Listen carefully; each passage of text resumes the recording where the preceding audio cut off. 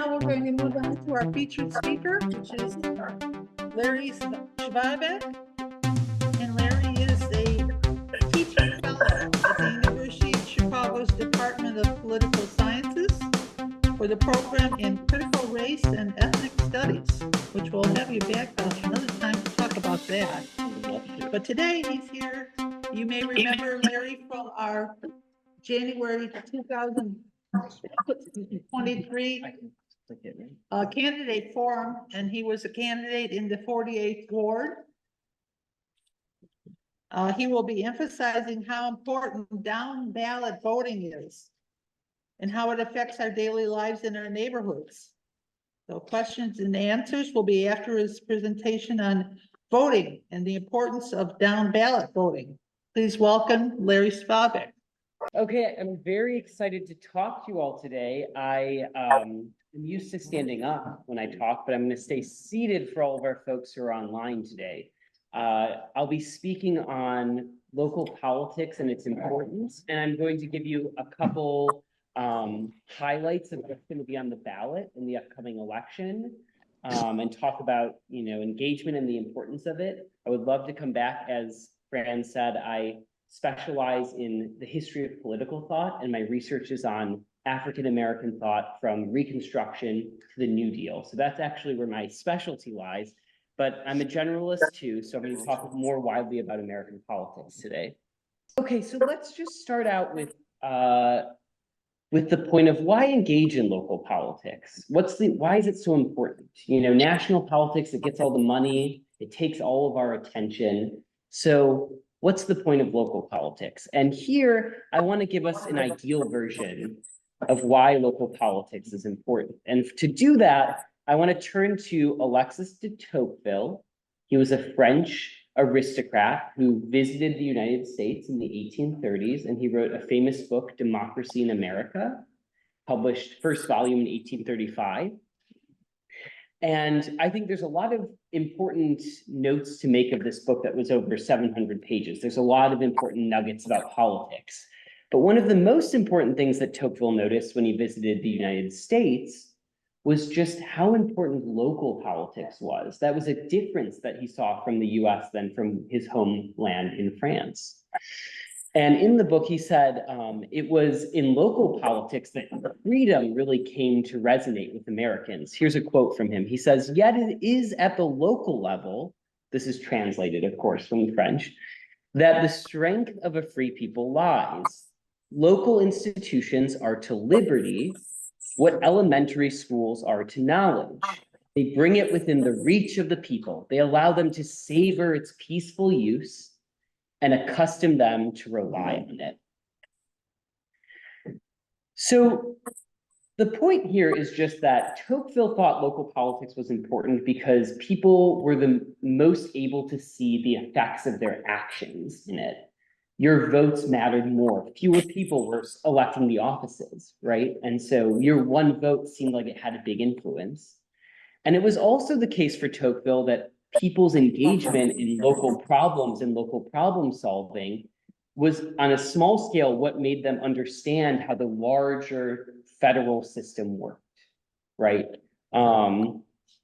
He also famously says later on, in America, not only do community institutions exist, so does, and this is really important, what he called a community spirit that sustains them and breathes life into them. And so I do want to stress here that for Tocqueville, local politics was more than just voting. He thought it was really important that Americans showed up at meetings, came to events like this one that you're all at today, got to know their neighbors, that all was local politics for him, not just voting, but voting was one piece of that. And it was really vital to the way that the democratic culture in America found its momentum. Now I'm going to move out of an area that I teach Tocqueville, I teach the history of Western thought. I'm going to talk a little bit about political science more specifically. What are some of the changes that have taken place over the last 50 years or so that we can think better about what's happening at the local level? So I'm sorry for those who know political science well, this is pretty broad overview, so just hang on with me. So we all probably know that at the local level, participation rates are lower than at the national level. The highest participation rates for voting in elections happens during presidential elections. Again, there's a lot of attention, there's a lot of money spent mobilizing people, getting people to pay attention, getting people excited. Famously, these two scholars, Hodgenall and Lewis in 2003, who have been important people studying local politics, have kind of pointed out the problems with turnout rates for what they called non-concurrent local elections. It's a clunky word. It simply means elections that are not falling on these important presidential years, right? So kind of like this year, where we have primaries usually fall non-concurrent. Even if they fall on a presidential year like this year, they fall at a different time, right? And of course, our city election last year, you all remember, also kind of difficult to get folks to turn out. So we're talking less than 25%. I'm from the south suburbs of Chicago originally, Orland Park. And in Orland Park, you know, some of those elections growing up, trustee elections, you know, 10, 12% would be a common turnout rate. You know, 7,000 people were voting basically in the election. Okay, so why does it matter if people don't turn out? What's wrong with low turnout? There's one group of scholars that say, oh, nothing really matters. The people who turn out are fairly representative of the general population. Mm-hmm. But there's been a growing consensus and a broad consensus, especially for scholars of local politics, that home ownership in particular is a key factor in who votes. If you own property, you're more likely to vote in your local election. This was first proven in a 2001 study, and an economist who studies home ownership actually in 2018 proved kind of an updated version of it recently. And it raises the question for us then, does uneven participation rates influence the outcomes we get, right? So if only certain people vote, then don't we get representatives who cater to those people? That's how the representative system should work. Well, the problem with this is probably quite intuitive for those of you who are thinking a little bit about your own situations in Chicago.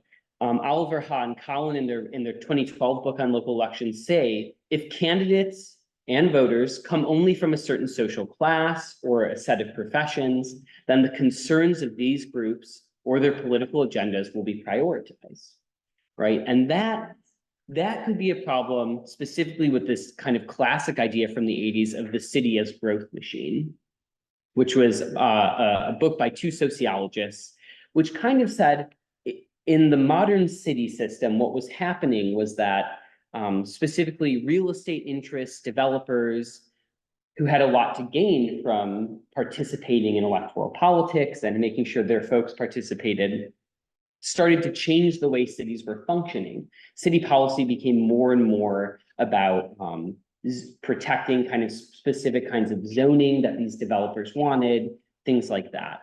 And so, you know, on the one hand, that gives us maybe a city that promotes a lot of economic healthy growth. On the other hand, it kind of narrows what the city's doing, right? It's mostly concerned with this one issue, when there's a whole broad set of issues that we might want the city to be investing in. Okay, I'm going to move on and just before we talk about the upcoming election, I want to say a few words about some of the dynamics of how local elections are changing and how politics in America has changed since really the 70s. There's three main topics I want to talk about here. The first is incumbency. Who knows what incumbency means? What does incumbency mean? Who wants to give us the? Means somebody that's in office gets back in. That's right, exactly. So there's something called incumbency advantage, which is the phenomenon that social scientists study, in which candidates who already hold an elected position are more likely to win re-election. That has become more common in the modern era. So a lot of studies begin with the World War II kind of period, the late 30s, early 40s. And what social scientists have proven, okay, what that has proven is that it's grown precipitously since World War II. Here are some numbers. This is the rate of growth, so that's why it looks low. But one study shows us that if we look at US House of Representatives and Senate seats, Incumbency advantage increases have trended up from 2% in the 40s all the way to 8% levels of growth in the 1990s. So it's becoming more and more likely that incumbents win re-election. There's a lot of different reasons we can name for this. And by the way, there are some reasons why incumbents do win. They often have skills, they know how to do the job, right? There's a certain level of comfort that comes with voting with an incumbent. But I'm just trying to point out that there's a little bit less turnover than there was, 80 years ago. Cities with low turnout environments. This is a really important study from 2013 by a political scientist at University of California. That cities that have low turnout environments, so as cities have lower participation in their elections, spending patterns increasingly benefit particular subgroups of that population. This is just confirming what we just talked about, right? Which is, as you can imagine, when fewer people participate, that smaller group gets catered to. They're the ones who matter.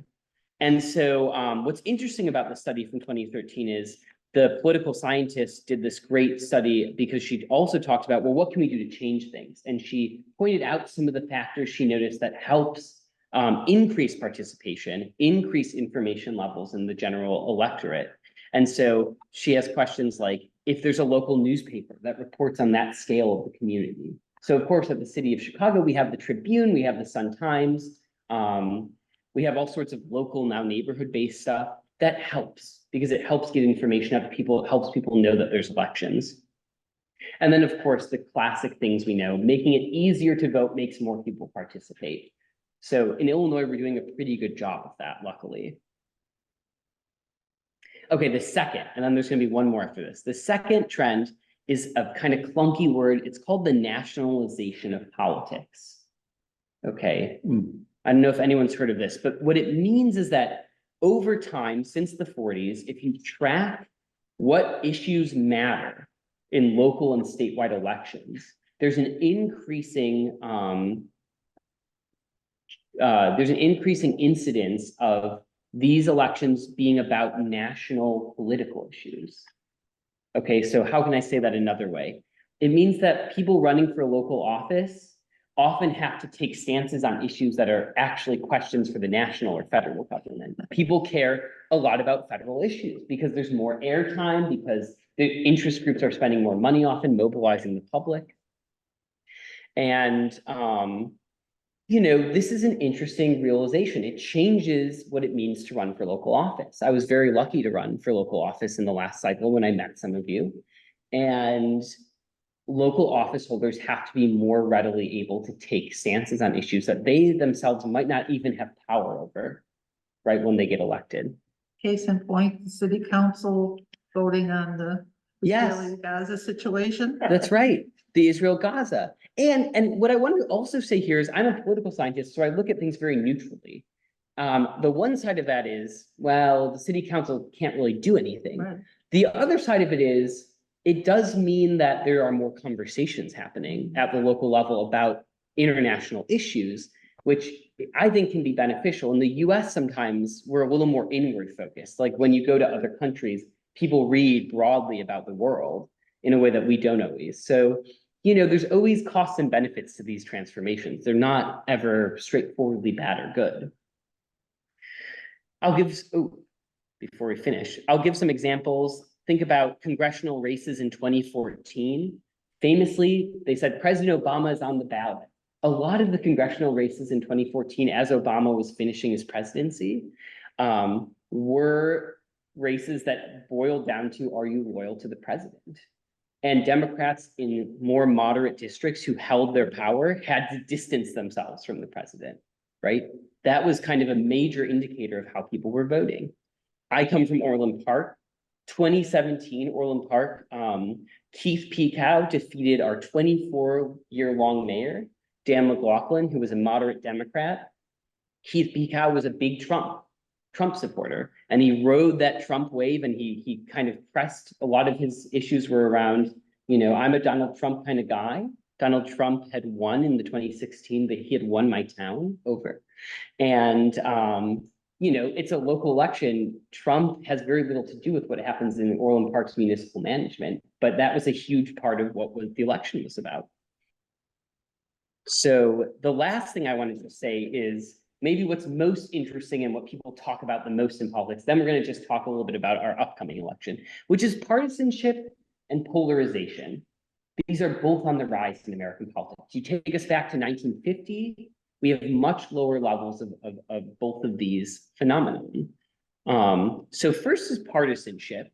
That's loyalty and allegiance to a party, right?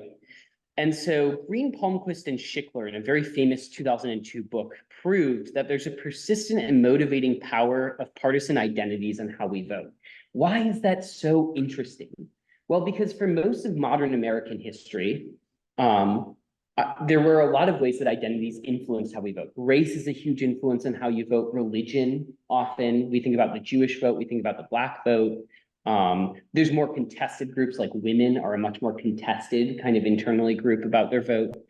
But what this article showed us is that people's identification with a party really matters on how they vote. Increasingly, if you're a Democrat, that really tells us how you're going to vote in an election. If you're a Republican, there was more divergence. There was more kind of people in the middle who were like, I'm a Democrat, but it didn't always predict how they voted.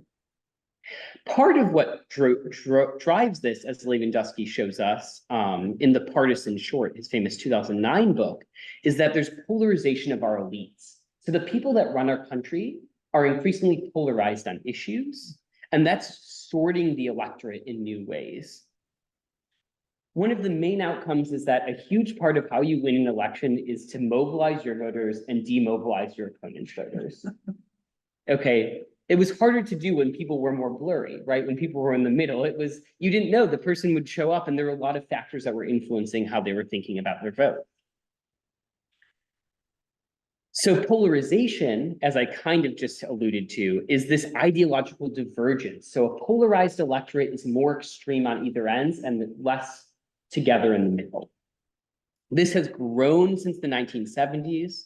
And what we know really well from this great book, The Dance of Ideology and Unequal Riches, we kind of are starting to get a sense of what's driving it. And what's driving it are two major policies or two major phenomenon: increasing immigration, especially from the global South, and income inequality internal to the United States. And they do this great statistical analysis, McCarty, Poole, and Rosenthal, to show how these two dynamics are the main dynamics that are shaping polarization. People are becoming increasingly extreme in their reaction to whether or not they think people from the global South should be allowed entry to the United States. And part of what's intensifying that fear is a sense that the United States is becoming more unequal. So those are some of the dynamics. Now you have Poli-Sci 101. You know a little bit about how elections unfold, right? Let's just turn, oh, and I wanted to throw this up. Here's an example of how things are changing. Joe Manchin, probably not going to be, isn't going to be around for very long. I can't remember if he announced yet if he's not running, but if he does. He's only been teasing. Yes. And Susan Collins, we think a Democrat who was quite warm to Donald Trump's presidency, and a Republican who's been fairly willing at times to work with Democrats sometimes, right? Not always. These figures are kind of a dying breed in federal politics, especially because of partisanship and polarization and the increasing intensity of them. Okay, so the Illinois general primary, we got to get excited. March 19th, right? We've got an election coming up. It's a partially open primary in Illinois. That's what we have, which means you walk in and you tell them what party you want to take the ballot for. So you pick Democrat or Republican. You do not need to register beforehand. If you walk in and think, I want to weigh in on the Republican presidential election, you can take that Republican, even if you've never voted Republican in your life. You'll be voting on 25 offices and one ballot measure. Now let me talk about some of those. This is not exhaustive, so I'm not going to give you everything, but I want to run through some of the basics. So we've got standard registration. First of all, is everyone registered in here? Is everyone registered to vote?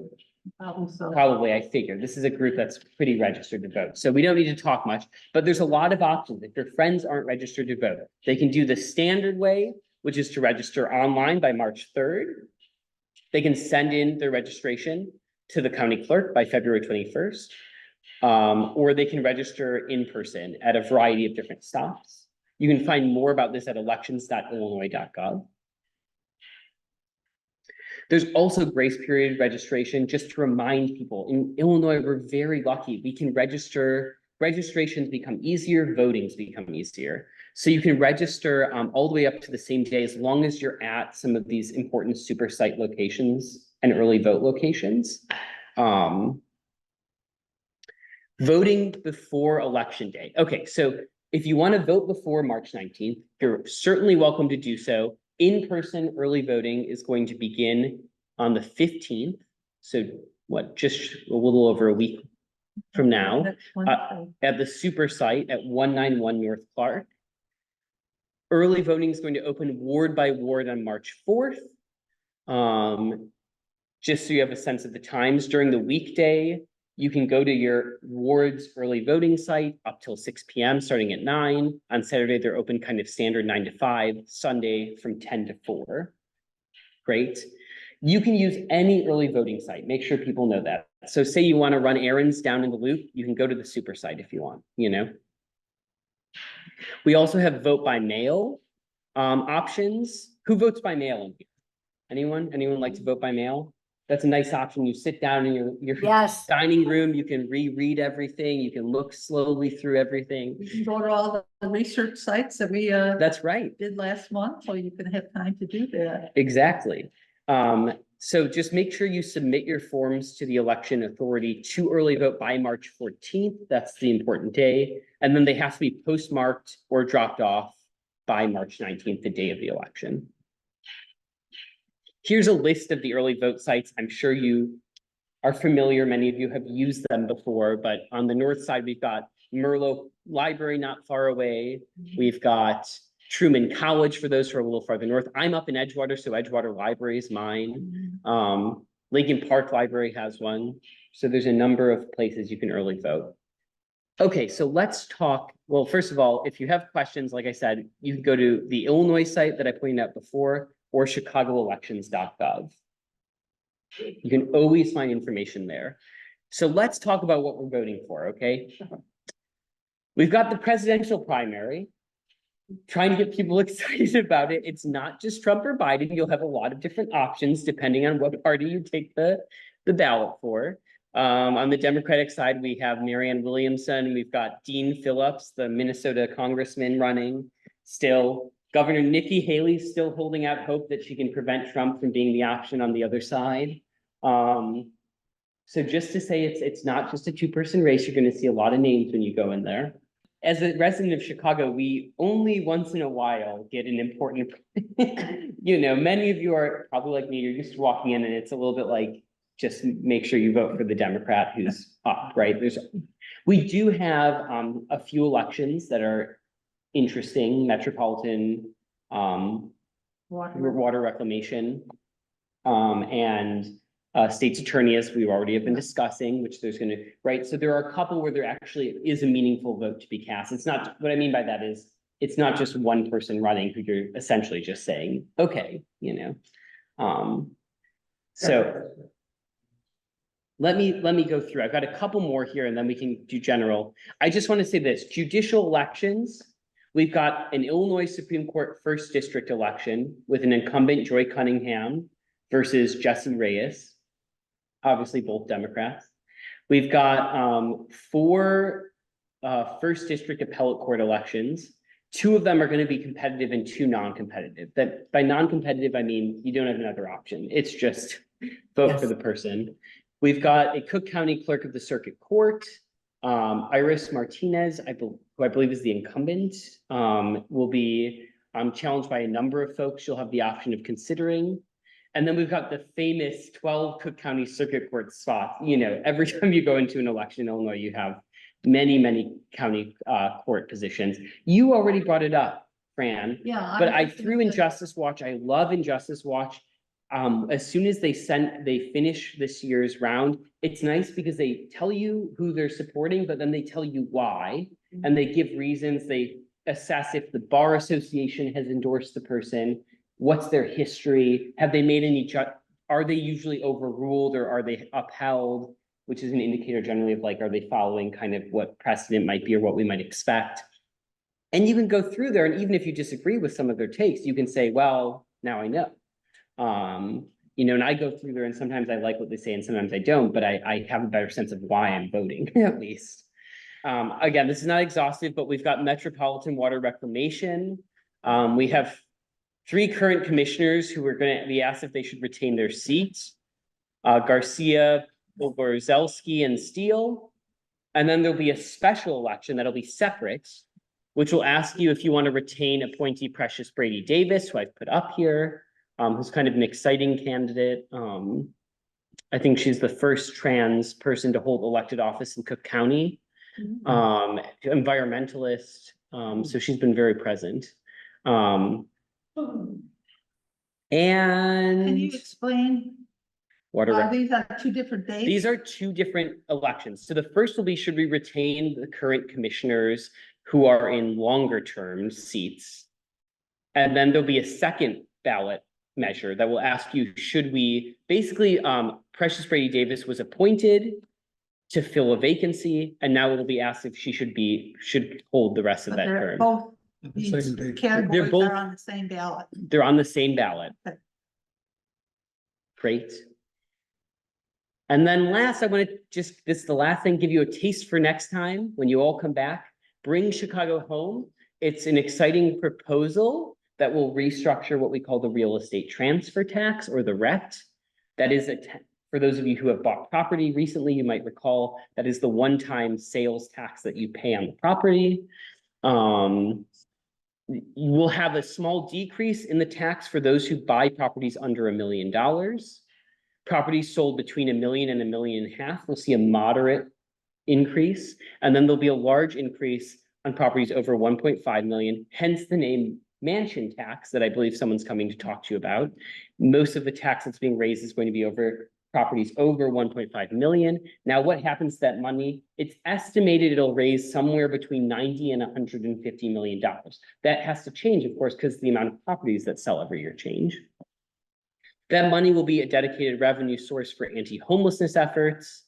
Bring Chicago Home's coming to talk to you, so you're going to hear a lot more about it, but you probably know 68,000 folks are unhoused in the city of Chicago. We do not have a year-to-year budgetary item necessarily that's about on the city level, dedicating revenue to efforts to alleviate that problem. This is meant to fix that. So that is going to be, you'll be asked to vote to restructure the RET, or to not restructure the RET. That is a recommendation that's made to city council. City council will ultimately still have to vote and pass the legislation. It's not a binding, meaning it's not a binding referendum. And that's a little, now you know a little bit about political science, and you know about what's happening in our local election. Thank you very much. It's been very enlightening. Thank you for having me, everyone, and let's hope we have a nice moderate February here, so that when you come back in March, we are done with winter.